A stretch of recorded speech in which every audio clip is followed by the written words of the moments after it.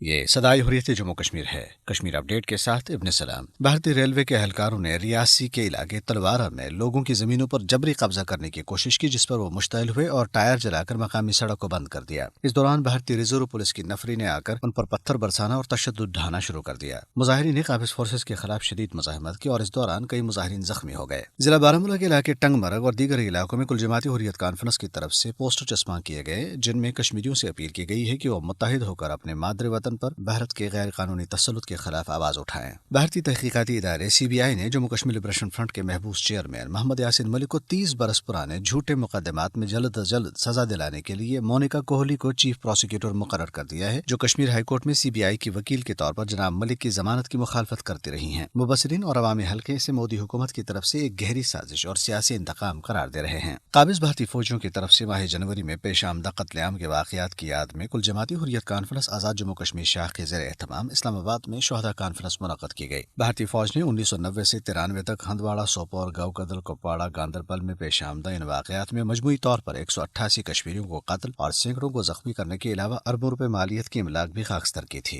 حریت رہنماؤں نے شہداء کو خراج عقیدت اور حصول آزادی کے عزم کی تجدید کے علاوہ عالمی برادری سے مطالبہ کیا ہے کہ وہ بھارتی جرائم کا نوٹس لے۔ اپڈیٹ ختم ہوا۔ نریندر مودی جیسے انسانیت کے قاتل، نسل پرست اور شفاق شخص کا وزیر اعظم بننا ہی بھارتی جمہوریت کے کھوکھلے پن کا ثبوت ہے۔ اس شخص نے اپنے کالے کرتوتوں اور اقلیت دشمن خصوصاً مسلم کش پالیسیوں سے یہ بات ثابت کر دی ہے کہ وہ ہٹلر کا پیروکار ہے اور بھارت اس کی قیادت میں ایک سیاہ سامراج ہے۔ اگرچہ بھارت میں ہمیشہ سے ہی اقلیتوں خصوصاً مسلمانوں کے ساتھ امتیازی سلوک ہوتا رہا ہے، تاہم نریندر مودی کی زیر قیادت RSS حکومت نے اقلیتوں کے لیے بھارت کو ایک حقیقی جہنم میں تبدیل کر دیا ہے۔ دنیا کے ہر سماج میں ایسے شر پسند عناصر ہوتے ہیں جو نسل پر سوچ رکھتے ہیں، لیکن ان کی کوئی پذیرائی نہیں ہوتی۔ تاہم بھارت ایک ایسا ملک ہے جس کی باغ دوڑ ہی ہندوتوا فسطائی نظریہ رکھنے والے لوگوں کے ہاتھ میں آ چکی ہے، اور اس بیمار نظریے کے لوگوں نے بھارت کے ہر ادارے بلکہ پورے سماج کو اپنے شکنجے اور لپیٹ میں لے لیا ہے۔ ہندوتوا بالادستی کے اس فرسودہ نظریے کی وجہ سے